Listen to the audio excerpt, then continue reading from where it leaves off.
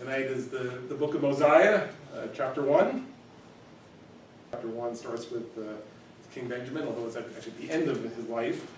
But so just kind of mention briefly what's happened to him, and then kind of see where it's going to go from there. Okay. Actually, at the bottom of the other page, I put King Benjamin because the records got passed to him, all right? So we'll put him on the top here now, all right? It's up there.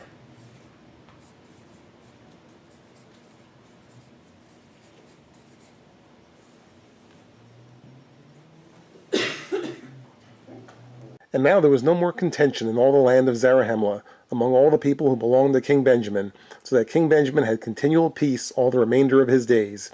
And it came to pass that he had 3 sons, and he called their names Mosiah, and Helaram, and Helaman. And he caused that they should be taught in all the language of his fathers, that thereby they might become men of understanding, and that they might know concerning the prophecies which had been spoken by the mouths of their fathers, which were delivered them by the hand of the Lord.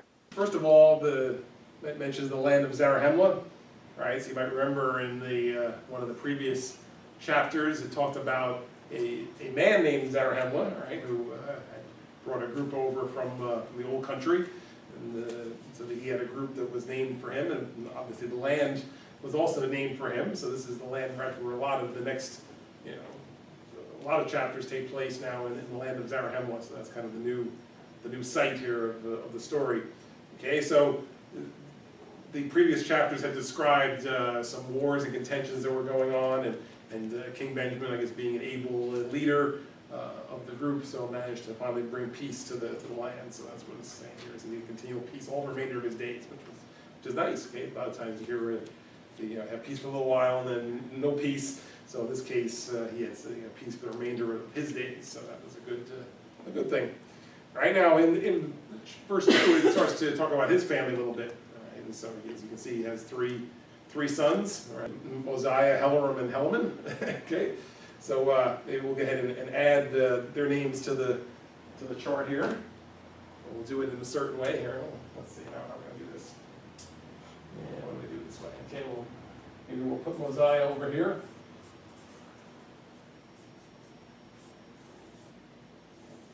And then we'll put Helaman over here. Actually, it was Helaman and Helaram. Actually, let's do it the other way. It doesn't really matter.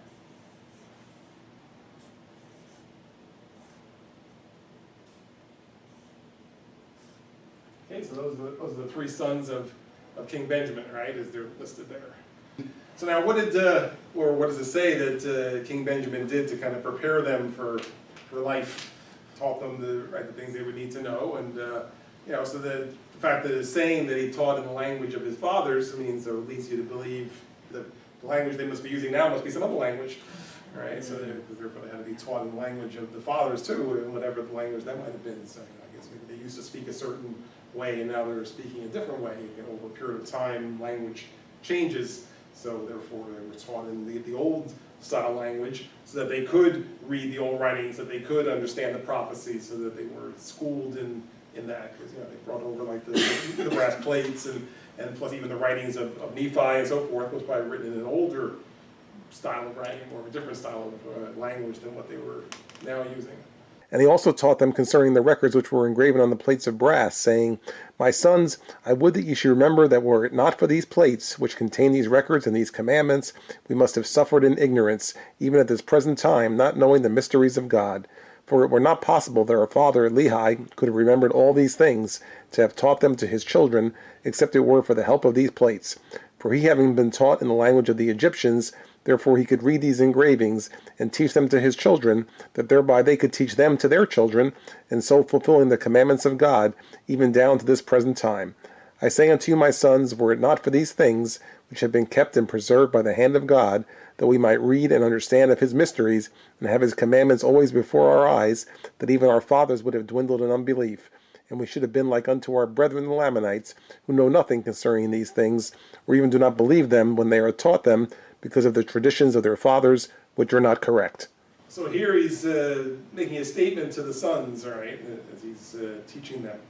And it's a statement that's consistent with something that we've taught in a lot of the earlier chapters. We said right from almost the very beginning, when we had the whole story of Nephi and his brothers going back to get the brass plates, here they risked their lives to get these things, and that they were willing to even trade all of their worldly possessions to get these records. And so what was the big deal? It was we're kind of exploring at that time. And so here you see the results of that. Here you see why it was important. And why 475 years later, as he lays it right out. He says, remember that if it weren't for these plates, we wouldn't know anything. Okay, we wouldn't know the mysteries of God. We wouldn't be able to teach you really anything about God. Because certainly Lehi, even though he was schooled in that, couldn't have brought it back from memory, okay, to recall all the prophecies and all the things that were written there. So he couldn't have done it by memory, as it says in verse 4. So that he needed these to teach from, and we need them to teach from. So we're thankful that we have these, and so I'm going to teach you from them, and I'm grateful to have them. Okay, so so he's just kind of telling them that how important it is and how thankful they should be to have had this record available to them. Okay, so he says if it wasn't for that, we'd be like who? Lamanites. Right, if it wasn't for that, we'd be like the Lamanites, right? Because they don't have the records, and even if they did, they wouldn't read them anyway, right? So that we'd be as ignorant as they are if we didn't have them. So let's be grateful, and then let's take advantage of the opportunity to study them. O my sons, I would that ye should remember that these sayings are true, and also that these records are true. And behold, also the plates of Nephi, which contain the records and the sayings of our fathers from the time they left Jerusalem until now, and they are true. And we can know of their surety, because we have them before our eyes. And now, my sons, I would that ye should remember to search them diligently, that ye may profit thereby. And I would that ye should keep the commandments of God, that ye may prosper in the land, according to the promises which the Lord made unto our fathers. And many more things did King Benjamin teach his sons, which are not written in this book. Right, so in addition to the brass plates, where else did he reference in terms of his teaching? Right, it says the plates of Nephi, most likely the small plates, like you said, because that was the more spiritual record, and so there was prophecies on there, which we've read a lot of them ourselves. Okay, and basically it says that the sayings of our fathers from the time they left Jerusalem until now, it's basically whatever they had available to them, which was probably a good bit more than they had when Lehi first came, because he just had the brass plates, which was valuable. But now a lot of years have passed, and now they have a lot of their own writing that they've accumulated from those who were their ancestors. And although we've gone through this in just a period of months, 475 years is a long time. Right, as we were just referencing, they'd say that it was just 400 years ago that the King James Bible was created. So if we go 475 years back, we're back into the 1500s. So it's so it's a lot of time has passed. So even though Lehi to us seems like somebody who was just a couple pages ago, he's like as far back as King James or whatever lived in the 1500s here. So so it's a lot of time has passed and a lot of writing has been accumulated. So they have all that available to them to teach and to learn from. Mormon is the abridger, so Mormon accessed all the writings of King Benjamin, Mosiah, and so forth, and he sat down and wrote an abridged version of that. Okay, so although he's not necessarily sticking his name in here, this is really, he's writing it now. Of course he wasn't there, so he's writing it from what was written by the other ones, right? But this is all his writing. So when it says in 8, many more things that King Benjamin teaches us which are not written in this book, right? Well, the reason not written in the book is because it's been abridged. Right, so he had, let's say hundreds of pages or thousands of pages to go through of this, and so he was, getting it down to a more manageable amount. So he listed all this, and he says, yeah, there's lots of other stuff too, but I'm not going to put that in here. All right, so he says it's not written in this book. So that's why I wanted to point that out. That when it says not written in this book, because then the question will be, well, then where is it? All right, it's on the original full plates, on the large plates that were written, but this is the abridgment of the large plates that we're reading. And it came to pass that after King Benjamin had made an end of teaching his sons, that he waxed old, and he saw that he must very soon go the way of all the earth. Therefore he thought it expedient that he should confer the kingdom upon one of his sons. Therefore he had Mosiah brought before him, and these are the words which he spake unto him, saying, My son, I would that ye should make a proclamation throughout all this land, among all this people, or the people of Zarahemla, and the people of Mosiah who dwell in the land, that thereby they may be gathered together. For on the morrow I shall proclaim unto this my people, out of mine own mouth, that thou art a king and a ruler over this people, whom the Lord our God hath given us. As I mentioned at the beginning, all right, it says that King Benjamin is getting older by this point, and how old he was we don't really know, right? But he I'm gonna guess he probably had some kind of an illness that he knew was gonna, eventually be fatal, so he knew he didn't have that much time left, so he said it's time to turn over the kingdom to one of my sons. Okay, so as he prepared to do that now, so now he looks at the three sons, and who did he pick? Mosiah, right? Usually the kingdom goes to the oldest son, so that's most likely how it happened. And so he says, okay, and tomorrow we're going to have a big announcement, and I'm going to tell all the people about what's happening. This way they'll know that you're going to be following as the next king. And moreover, I shall give this people a name, that thereby they may be distinguished above all the people which the Lord God hath brought out of the land of Jerusalem. And this I do, because they have been a diligent people in keeping the commandments of the Lord. And I give unto them a name that never shall be blotted out, except it be through transgression. Right, so he's saying we're going to get all the people together tomorrow. I'm going to tell them that you, Mosiah, you're going to be the next king. And on top of that, I'm going to give them a name. He's going to call them by the name of Christ. That's how we're going to call our people. We're going to be the people of Christ, even though he still didn't come yet, but it's getting closer. But that's going to be the name that he's going to give them. And then perhaps for some of them, they may be hearing it for the first time if they're not up on their own prophecies. But that's the name he's going to give them. Right? And actually, we have this book. I think there was a reference down there. Yeah, seeing from verse 11, where you look at the word name and then it has an A. The 11a says Mosiah chapter 5, verses 7 to 12, and in Mosiah chapter 5, 7 to 12, it says that he's going to give them the name of Christ. So that's the name he's referring to, right? So tomorrow is a twofold announcement, right? We're going to announce the new king, and we're going to put the name of Christ out there that we'd like our people to be known under that name.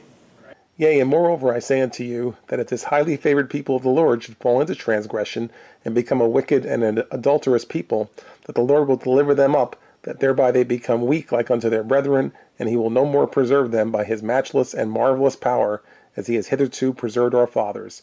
For I say unto you, that if he had not extended his arm in the preservation of our fathers, they must have fallen into the hands of the Lamanites, and become victims to their hatred. It's following up on the word transgression here, right? And now what does he refer to his people as? What term? Favorite. Right? He calls them highly favored, right? So he said you're highly favored people. And now if these highly favored people fall into transgression, well now we have a problem, all right? It says the Lord will deliver them up and make them like those who are the transgressors, right? It says that he's not going to preserve them, he's not going to protect them, and guess what? He's protected you in the past, right? In verse 14 it says if it wasn't for his protection, we would have fallen into the hands of our enemies years ago.